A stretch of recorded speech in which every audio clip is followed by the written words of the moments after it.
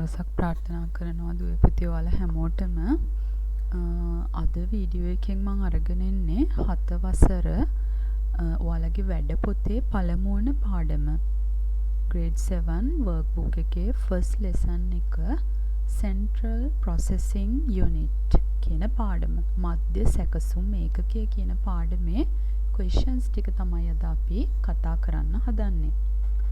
අපි බලමු activity 1.1 what is mean by the term CPU CPU යන යෙදුමෙන් හඳුන්වන්නේ කුමක්ද? answers ටික බලමු පුතේ.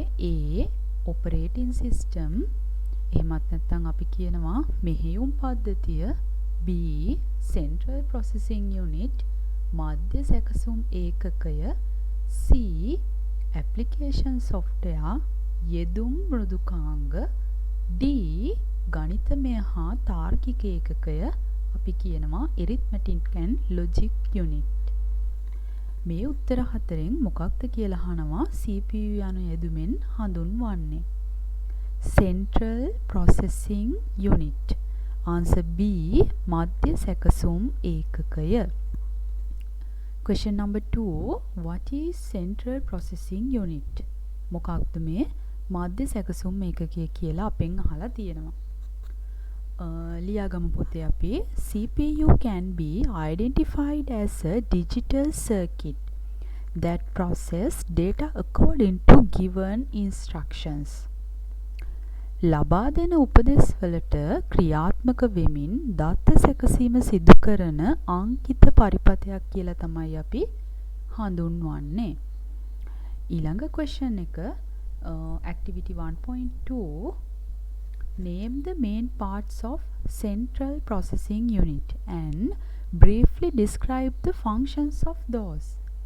මධ්‍ය සැකසුම් ඒකකයේ ප්‍රධාන කොටස් නම් කර ඒවායේ කාර්යභාරය ඔන්න කෙටියෙන් ලියන්න කියලා කියනවා ඔයාලට.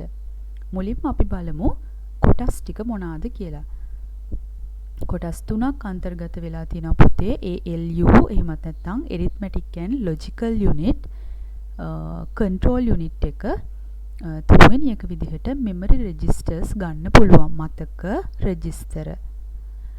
ඔයාලා ලියා ගන්න first bullet එකේ ALU සියලුම අංක ගණිතමය සහ තර්කන කටයුතු සිදු කරයි. එහෙමත් නැත්නම් mathematical and logical functions are performed in the ALU.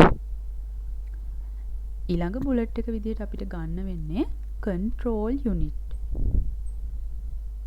control unit එකෙන් බලමු මොනවද වෙන්නේ කියලා. controlling all the devices.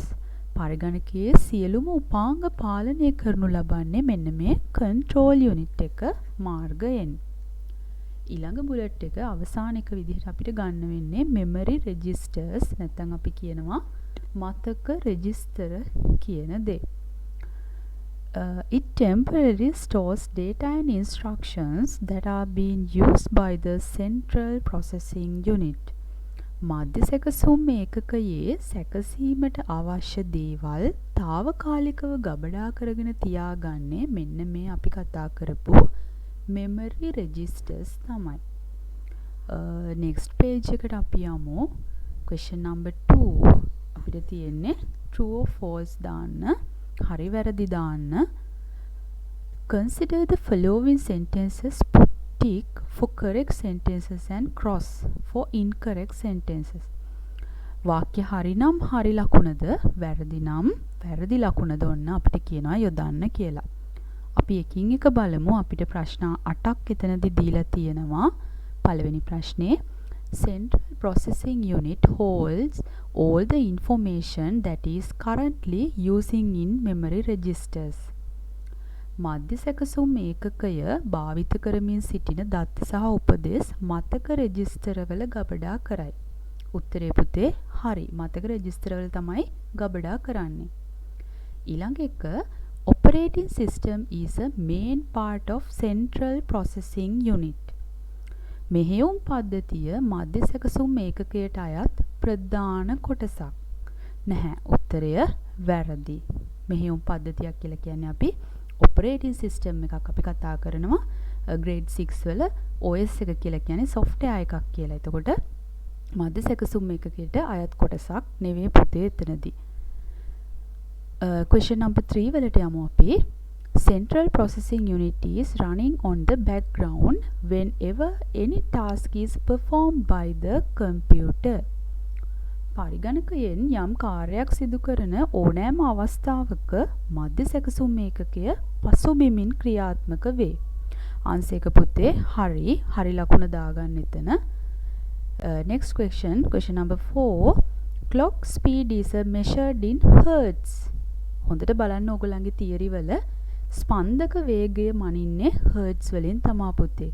එතනට හරි ලකුණක් ඔයාලා දාගන්න. Question number 5. Control unit is a part of central processing unit. හරි පුතේ. Central processing unit එක control unit is a part of central processing unit. පාලන ඒකකය මධ්‍ය සැකසුම් ඒකකයට අයත් කොටසකි. අපි ඉස්සෙල්ලා කතා කරා control unit එකයි ALU එකයි memory registers උයි තමා මධ්‍ය සැකසුම් ඒකකයට අයත් වෙන කොටස් තුන. ඒ හින්දා question number 5 එක බලන්න පුතේ ඒකත් හරි ලකුණක් දාගන්න.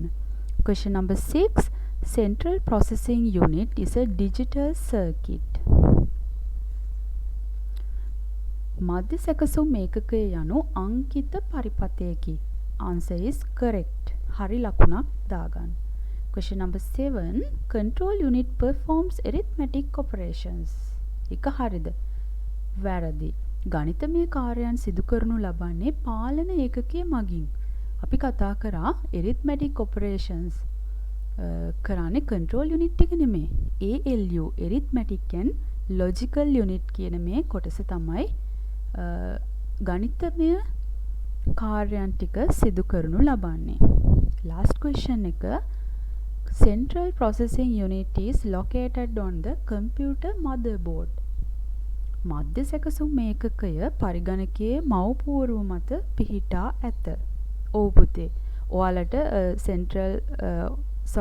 system unit එකේ cover එක චුට්ටක් ගලවලා බැලුවොත් ඔයාලට පෙනෙයි motherboard එක තියෙනවා. motherboard එක මධ්‍ය සැකසුම් ඒකකයේ පරිගණකයේ මව්පුවරුව මත පිහිටලා තියෙන්නේ. උත්තරය හරි. ඔයාලා හරි ලකුණක් දාගන්න. ඊළඟ page එකට අපි යමු activity 1.3. මෙතන table එකක් දීලා තියෙනවා. Complete the following table related to evolution of the central processing unit. මධ්‍ය සැකසුම් ඒකකයේ පරිණාමය දැක්වෙන මෙම වගුව පුරවන්නලු. table එකේ අපි බලමු columns දීලා තියෙනවා, rows දීලා තියෙනවා. පළමු පරම්පරාව first generation එකේදී භාවිත කරපු තාක්ෂණය ඔන්න උදාහරණයක් දීලා තියෙනවා vacuum tube නැත්නම් අපි කියනවා රික්තක නල. අපි මුලින්ම භාවිත කරන තාක්ෂණය ඔස්සේ එහෙම නැත්නම් technology used කියන මේ column එක අපි fill කරගෙන ඉමු. පළමු පරම්පරාවේ භාවිත කරපු තාක්ෂණය අපි vacuum tube කියලා හඳුන්වනවා නැත්නම් අපි රික්තක නල කියලා හඳුන්වනවා. second generation එකේදී නැත්නම් දෙවන පරම්පරාවේ තාක්ෂණය තමා පුතේ transistors කියලා අපි හඳුන්වනවා. third generation එකේදී පාවිච්චි කරේ අපි අනුකලිත පරිපථ. එහෙමත් නැත්නම් integrated circuits නැත්නම් අපි ICs කියලා හඳුන්වනවා. fourth generation එක නැත්නම් හතරවෙනි පරම්පරාව ශුද්‍ර පරිපථ microprocessors භාවිත කරා. ඊළඟට අපි යමු ඉලෙක්ට්‍රිසිටි එක පිළිබඳව තියෙන කොලම් එක ෆිල් කරන්න. පළමු පරම්පරාවට අදාළව ඉලෙක්ට්‍රිසිටි එක ගැන කතා කරපුවාම පරිභෝජනය වන විදුලි ප්‍රමාණය ඉතා වැඩිය. ඔයාලට ඉඩ මදි නම් ඉතා වැඩිය කියන කොටස විතරක් හරි ලියා ගන්න. ඊළඟට දෙවන පරම්පරාවට අදාළව ඉලෙක්ට්‍රිසිටි එක උත්තරේ ලියන්න ඕගොල්ලෝ පළමු පරම්පරාවට වඩා වැය වන ප්‍රමාණය අඩුයි. third generation එකේ දෙවන පරම්පරාවට වඩා වැය වන විදුලි පරිභෝජනය අඩුයි.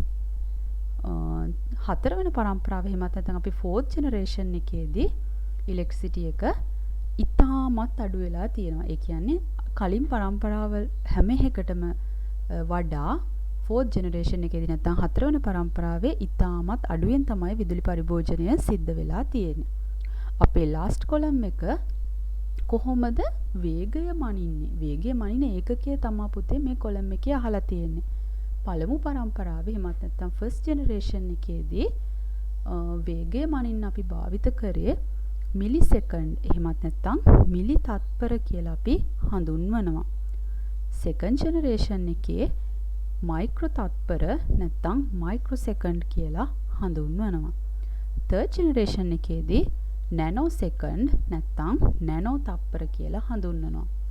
ෆෝර්ත් ජෙනරේෂන් එකේදී පිකෝ තත්පර එහෙමත් නැත්නම් පිකෝ සෙකන්ඩ් කියලා හඳුන්වනවා අපි. මෙන්න මේ ටික තමයි අපිට මේ ටේබල් එක යටතේදී කතා කරන්න තියෙන්නේ. ඊළඟට අපේ last question එක name the technology used to construct the central processing unit for flowing computers.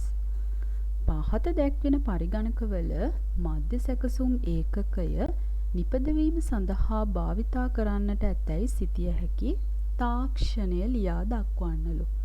මේක නම් ඔයාලගේ තියරි පාර්ට් එකේ තිබ්බේ නෑ පුතේ. ඔයාලට ඉන්ටර්නෙට් එකෙන් හරි තමා හොයලා ගන්න සිද්ධ වෙන්නේ.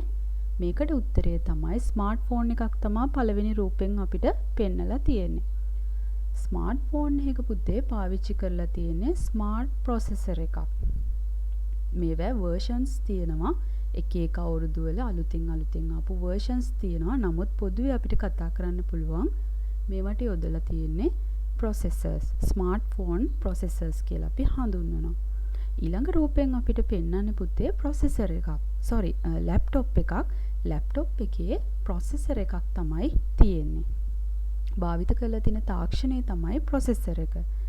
ඊළඟට සාමාන්‍යයෙන් භාවිත කරන පරිගණකයක් personal computer එකක් තියෙන පුතේ. ඒකෙත් processor එකක් තමයි භාවිත කරලා තියෙන්නේ තාක්ෂණය සඳහා. මේ හා සම්බන්ධව අපි grade 7 වල එතකොට workbook එකේ first lesson එක සම්පූර්ණයෙන් කතා කරලා ඉවරයි. අපි ආයෙත් දවසක හම්බ වෙමු. ඔයාලට සුබ දවසක්.